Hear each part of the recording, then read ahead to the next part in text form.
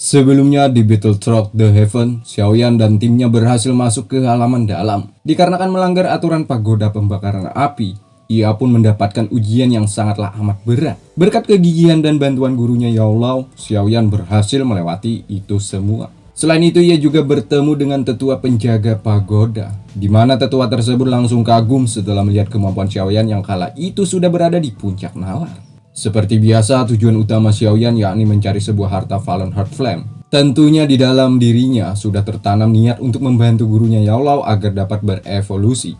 Apakah di sini Xiaoyan akan menemukan harta tersebut? Daripada penasaran, yuk langsung saja kita katakan bersama-sama. Dan film pun dimulai.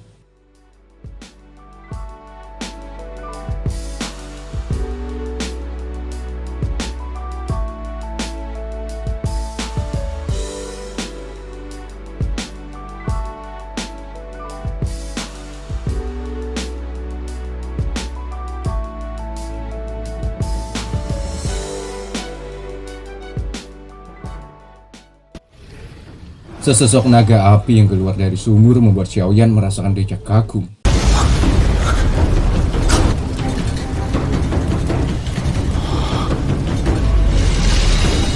Melihat Xiaoyan seperti itu, tetua pun menyadarkan Xiaoyan yang dimana kala itu ia masih mengaktifkan persepsi jiwa.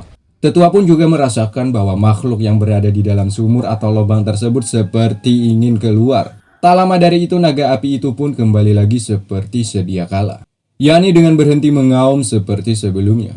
Lantas Xiaoyan menanyakan kepada tetua tentang hal ini. Namun sayangnya tetua tutup mulut untuk tidak mengatakan rahasia besar tentang tempat ini. Tetua pun meminta Xiaoyan untuk beristirahat sebab atas kejadian sebelumnya Xiaoyan pasti sangatlah lelah. Sementara kejadian ini tetua meminta kepada Xiaoyan untuk merahasiakan kepada siapapun. Sebab keberadaan makhluk tempat ini tidak ada boleh satupun yang tahu.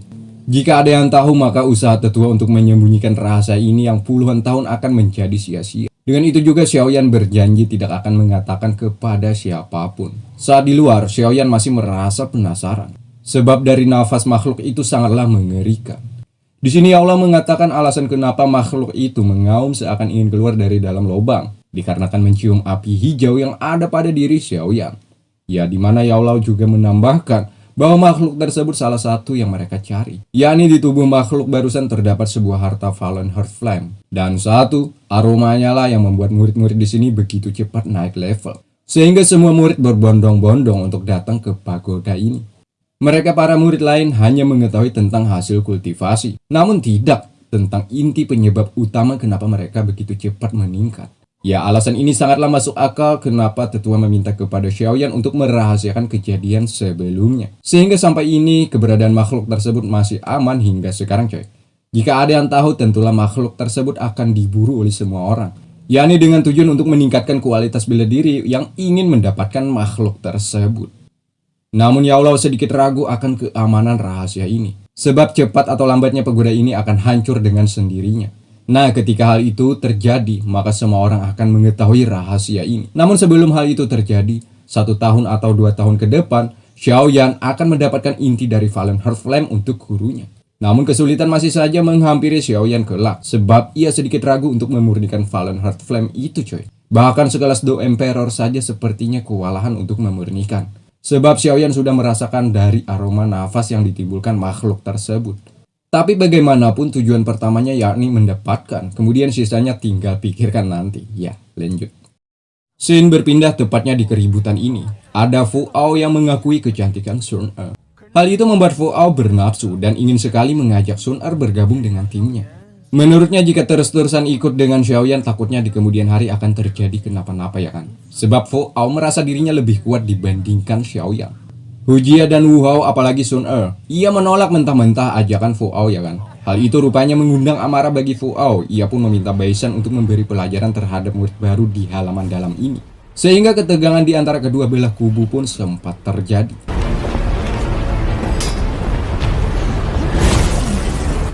Baisan,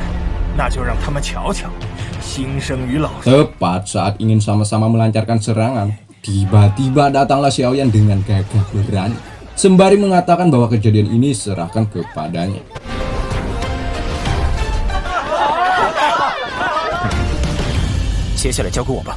Baisan dengan belagu mengatakan, "Hah, ternyata lo ya Xiaoyan. Kukira kau sudah lari saat di ujian masuk ke halaman dalam."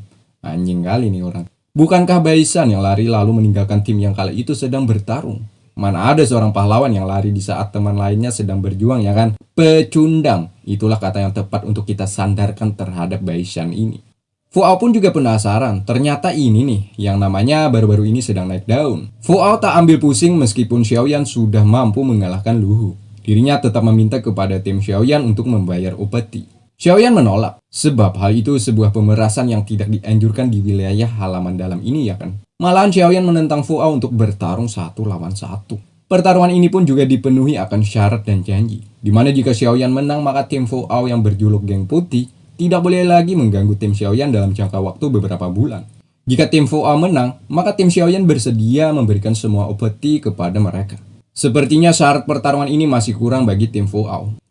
Ia meminta kepada Xiaoyan untuk menambahkan satu lagi, yakni jika Xiaoyan kalah maka Sun Er wajib ikut dengan timnya. Sun Er sedikit ragu akan Xiaoyan, namun Xiaoyan yakin bahwa dirinya akan mampu mengatasi masalah ini. Apalagi musuhnya saat ini, ya kekuatannya 11-12 lah dengan Luhu. Pada akhirnya mereka pun deal, kemudian keduanya bersiap untuk mengambil ancang-ancang bertarung. Dan mari kita katakan bersama-sama, sehingga terjadilah.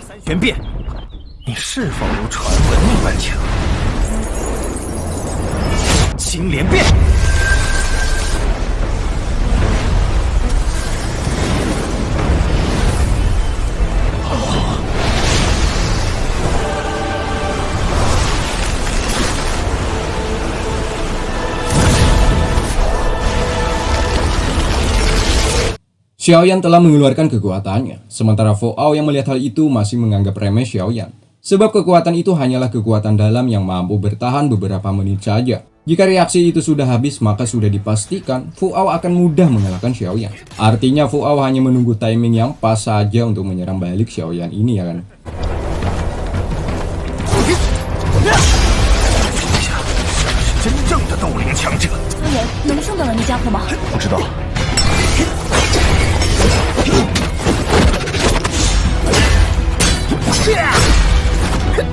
Namun sialnya, saat di pertarungan Xiaoyan seperti memiliki tenaga tak ada habis-habisnya. Baisan pun merasakan hal itu. Gerakan Xiaoyan masih maksimal dan tak ada goyah meski keduanya sama-sama saling serang satu sama lain.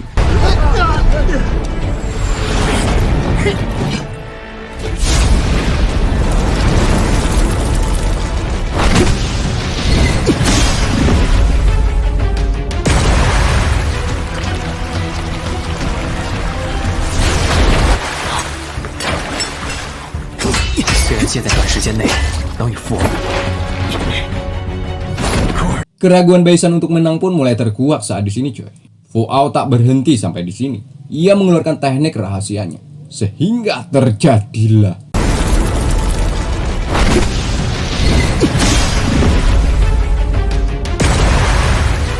Di saat Fuao bernafsu ingin menghabisi Xiaoyan, saat itulah Xiaoyan melancarkan serangan tak terduga, yakni dengan teknik Octadic Smash. Bim!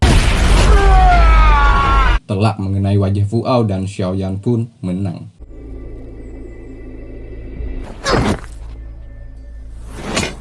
Kemudian Xiaoyan menyuruh Baisan sesegera untuk pergi dari tempat ini dan ingat tentang taruhan tadi. Dengan penuh amarah, Baisan malah kesal atas tingkah laku sepupunya ini. Ya, karena Fuao terlalu meremehkan Xiaoyan. Atas kejadian ini sedikit banyaknya para murid yang lain senang. Di balik kesenangan itu ada juga rasa kekhawatiran, coy. Sebab Xiaoyan dan tim ini sudah banyak mengalahkan murid senior.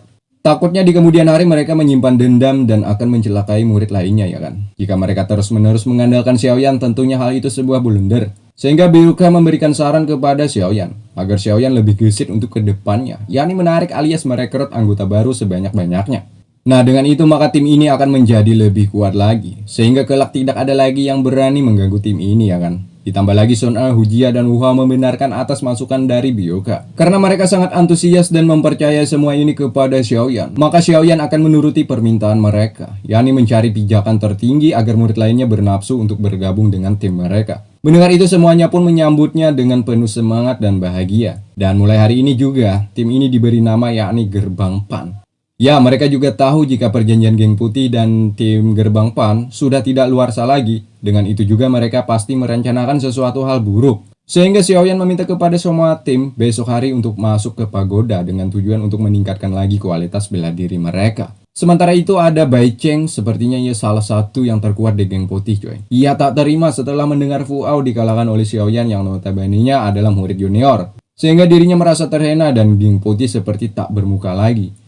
Di mana Bai Cheng memberikan pelajaran terhadap Fu Ao. Sekali lagi ia murka, andai Fu Ao tidak bertaruh atas kejadian sebelumnya, maka saat ini juga Bai Cheng sudah berada di hadapan Xiaoyan untuk membayar atas semua kejadian sebelumnya. Ditambah lagi kabar ini pastinya sudah menyebar ke seluruh pelosok halaman dalam. Meski begitu, dendam tetaplah dendam. Jika perjanjian ini sudah tidak luarsa lagi, Bai Cheng bersumpah akan menghajar Xiaoyan dan menaikkan lagi martabat geng putih. Dan film pun bersambung.